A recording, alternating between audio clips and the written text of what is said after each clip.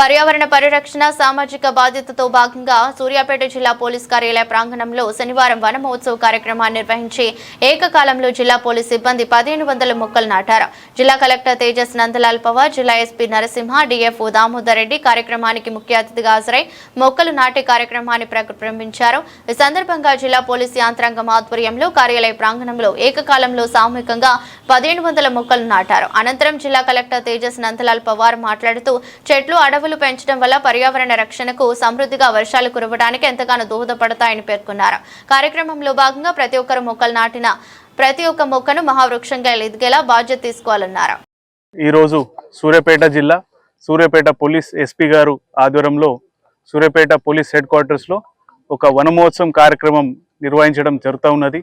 దీంట్లో భాగంగా దాదాపు 1500 మొక్కలు ఎస్పీ ఆఫీస్ ప్రాంగణంలో అందరూ పోలీస్ శాఖ సిబ్బంది సమన్వయంతో డిఎఫ్ఓ గారు కోఆర్డినేషన్తో ఇక్కడ నాటించడం జరుగుతూ ఉన్నది. చాలా సంతోషం. ప్రత్యేకంగా ఈ ఎల్నినో ప్రభావంలో మనం తగ్గుతున్న వర్షాలు మనం చూసుకుంటే ప్రత్యేకంగా పర్యావరణానికి కాపాడుకోవడానికి ఎంతైనా అవసరం ఉంది. దీంట్లో భాగంగా ప్రత్యేకంగా మొక్కలు నాటి దానికి కాపాడి ప్రత్యేకంగా మన ప్రాంతంలో పచ్చదనం పెరిగే విధంగా ఎస్పీ గారు అదేవిధంగా పోలీసు బృందం కృషి చేస్తున్నారు. వారికి నా హృదయపూర్వక శుభాకాంక్షలు తెలియజేస్తా ఉన్నాం. అదేవిధంగా మీ ద్వారా ప్రత్యేకంగా రైతులకి ఈ సందర్భంగా నేను కోరేది ఏంటంటే వర్ష అభావం మనం కనిపిస్తూ ఉన్నది. అది దృష్ట్యా పెట్టుకొని మనం ప్రత్యామ్నాయ పంటల వైపు ఆసక్తి చూపెట్టాలని మీ ద్వారా వారికి సవినంగా కోరుతా ఉన్నాం. సూర్యాపేట జిల్లా పోలీస్ యంత్రాంగం ఆధ్వర్యంలో ఒకే రోజు 1500 మొక్కలను నాటే కార్యక్రమం డిస్ట్రిక్ట్ పోలీస్ ఆఫీసులో మనం ఏర్పాటు చేసుకోవడం జరిగింది. దానికి గౌరవ జిల్లా కలెక్టర్ గారు శ్రీ తేజస్ నందలాల్ పవార్ ఐఏఎస్ గారు ముఖ్య అతిథిగా విచ్చేసినారు. ఆయన సమక్షంలో మా పోలీస్ సిబ్బంది, అదేవిధంగా ఫారెస్ట్ సిబ్బంది, మీడియా మిత్రులు, అన్ని వింగ్స్ నుంచి వచ్చినటువంటి సిబ్బంది అందరూ కూడా దీనిలో చాలా ఉత్సాహంతో పాల్గొంటున్నారు.